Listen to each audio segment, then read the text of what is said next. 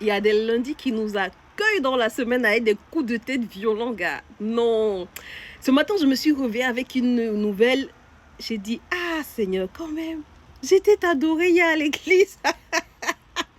Et pas seulement que j'étais avec toi hier. Même maintenant, je sais que tu es avec moi. Parce que tu as dit que tu es avec moi tous les jours. Mais ça, c'est quelle façon de...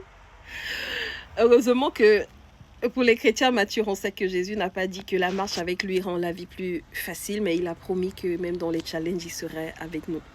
Aujourd'hui, je vais te raconter 3 expériences que j'ai vécues dans cette journée, depuis le matin jusqu'au soir. Et le but, c'est de te partager un peu les coulisses du business Airbnb. Premièrement. Deuxièmement, c'est pour te montrer que c'est un business qui est relativement pilotable à distance. Et troisièmement, pour les gens de la diaspora qui aspirent à retourner au pays de façon et qui sont sincères dans leur démarche là, je pense que c'est ce que je vais dire ici va vous aider aussi à préparer votre Back to Africa. Alors, qu'est-ce qui se passe? Je me lève ce matin avec un coup de tête, comme je disais, un message vers 8h. Genre, je prends mon téléphone vers 8h, 8h30 parce que je me suis imposé la routine de ne plus commencer ma journée avec le téléphone. Mais à commencer ma journée au calme avec ce temps de méditation, de prière. Je passe du temps avec Jésus autant que possible et puis des fois je vais même lire un livre. J'évite en tout cas que ma journée commence par l'écran. Donc quand je récupère mon téléphone quand même, après c'est pas, il y a toujours des exceptions, mais quand je récupère mon téléphone, je vois le message d'Airbnb et je me sens que c'est quelque chose que je dois lire rapidement. Donc j'ouvre et c'est une cliente qui m'a écrit. Histoire. La cliente est arrivée hier, nuit, dans un appartement. La gérante l'a très bien reçue.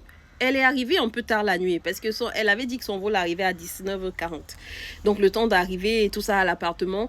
La gérante a tout géré hein, comme d'hab. Il y a un process pour l'accueil et tout ça. Et puis elle m'a juste laissé un message que j'ai vu au réveil aussi, la gérante, en disant que la cliente est bien arrivée avec sa famille, elles se sont installées, tout s'est bien passé, je lui ai tout montré, elle a apprécié le logement. Mais c'est cette même cliente-là, quand je me réveille, qui me bombarde un message sur Airbnb en me disant elle veut annuler son séjour. Ah, maman, what? 2 semaines de réservation pour ce prix-ci. 700, on parle de 760 quelque chose de dollars. Tu veux annuler ça comment? Pourquoi? Ça fait, je veux dire, ça ferait une double perte parce que non seulement l'argent annulé, ça veut dire refund, rembourser son argent, mais rembourser, mais en plus de ça, le calendrier qui était bloqué pendant les 2 semaines là où on a perdu de potentiels clients, tu vois que c'est une double perte. Mais je t'ai dit que, mais ça, c'est quelle façon de commencer la journée? Oh my gosh, lundi. Cher monsieur lundi, il y a de meilleures façons pour accueillir des gens dans la semaine, quand même. Ça m'a pris au moins 1 heure de temps pour discuter entre la cliente et la gérante, etc., pour essayer de comprendre ce qui se passe et tout. Maintenant, pourquoi est-ce qu'elle a voulu annuler? Je te raconte ça dans un autre épisode. C'est la deuxième expérience dans la journée. Heureusement, c'est une bonne expérience pour dire que dans ce business-là, Airbnb, il n'y a pas que des nouvelles qui viennent secouer, des choses qui nous donnent les maux de tête. Après, c'est dans tous les business, faut le dire. Mais au moins, c'est une bonne nouvelle. C'est une cliente qui est dans un autre logement qui a fait 2 semaines aussi et qui, elle, du coup, décide de prolonger son séjour pour 5 jours. C'est pas bon ça. C'est bon d'être... c'est pas seulement le cap, mais c'est aussi l'énergie, tu vois.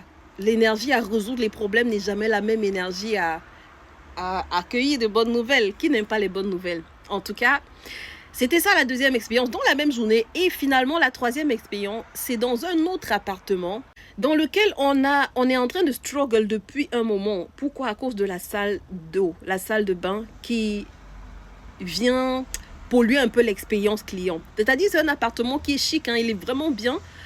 Mais les gens, quand ils entrent, ils apprécient, ils ont une bonne expérience. Mais une fois qu'ils sont dans la salle de bain, ça vient pourrir l'expérience. Pourquoi? Parce que cet appartement, on le loue pour le coup, on ne l'a ni construit ni acheté. Donc, on le loue pour faire ce business Airbnb. Et le propriétaire, il avait construit avec des trucs trop cheap, quoi. Donc, la porte, c'était des portes importées. Mais c'est pas parce que c'est importé, mais c'était du low cost. La porte s'est très vite abîmée après qu'on soit rentré dans le logement. Donc, la porte gratte. Donc, ça s'abîmait déjà, le poignet là. Ça gratte sur le sol. Ça s'abîme. Mais tu as les portes importées là. On a fait venir des menuisiers pour essayer de rattraper. Ils disaient à chaque fois, on peut pas rattraper. C'est pas du bois. Il faut juste enlever tout et tout changer. Donc, ça faisait quand même un budget, on n'était pas prêt à investir sur le coup. Mais ça nous affectait, ça affectait dans l'activité. Donc, il y a la porte de cette douche-là. Et comme si ça suffit pas, les carreaux aussi de cette douche, quand on était entré, les joints étaient noircis et tous les carreaux du sol n'étaient pas top.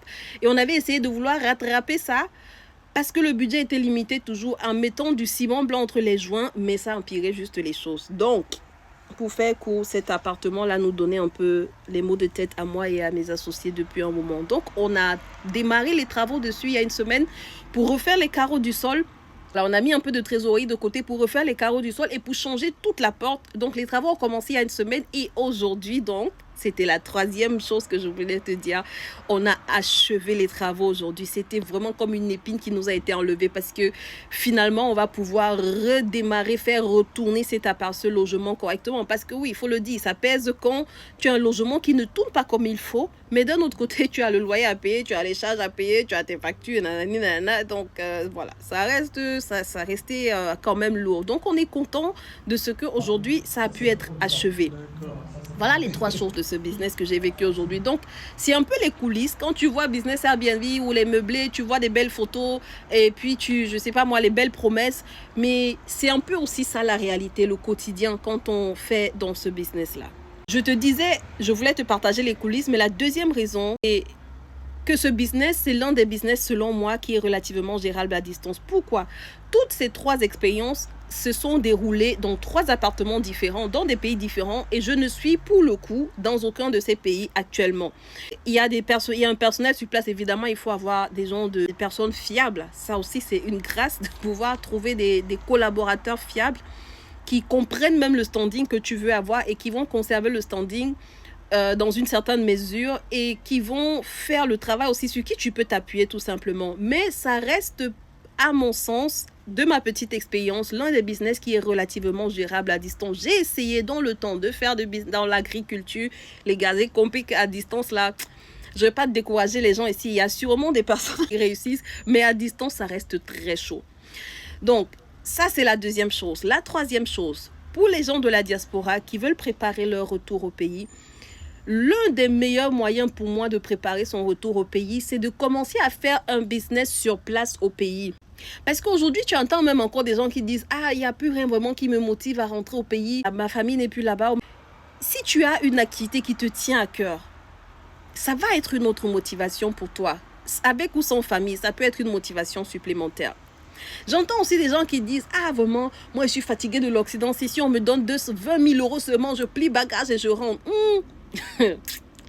La réalité, c'est que si on te donne même si tu économises seulement un peu, supposons que ton objectif, c'est 50 000 €. Quand tu auras les 50 000 € là dans ta poche, dans ton sac et que tu vas rentrer, si tu n'as rien commencé, c'est pas ça qui va aller changer ta vie au pays là. Ça va finir comme ça là. Si tu n'as pas un véritable plan et surtout si tu n'as même pas déjà commencé à te préparer.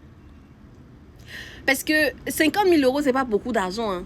Et surtout, tu n'auras pas encore goûté aux difficultés de faire le business sur place au pays. Et ça fait que très vite, tu auras tendance à te décourager quand tu vas faire face au challenge. Tu vas très vite être tenté d'abandonner. Donc, commencer à faire une activité à distance, aussi petite qu'elle soit, que ça génère gros ou petit, mais c'est une façon pour moi aussi de préparer son Back to Africa. Pourquoi je termine avec ça? Parce que aussi, ça te force à y aller souvent. Parce que quand on ne se lève pas, il y a pas un business que tu vas faire au pays où tu es dans la diaspora et puis tu n'y vas jamais. Ça n'existe pas. Tu dois y aller, prévoir dans ton emploi de temps, dans tes vacances, planifier au moins une fois à l'année, sinon plus, pour y aller souvent. C'est une bonne chose parce que tu mets ça dans ton business plan tout simplement, mais ça te permet d'être régulier sur le terrain et d'être moins étranger aux choses qui se passent sur le continent, aux choses qui se passent au pays. Donc, c'est aussi pour moi un bon plan pour préparer son Back to Africa. C'était Carole, je te dis à très bientôt pour un prochain épisode sur les coulisses de Business Airbnb. Ciao, ciao. God bless.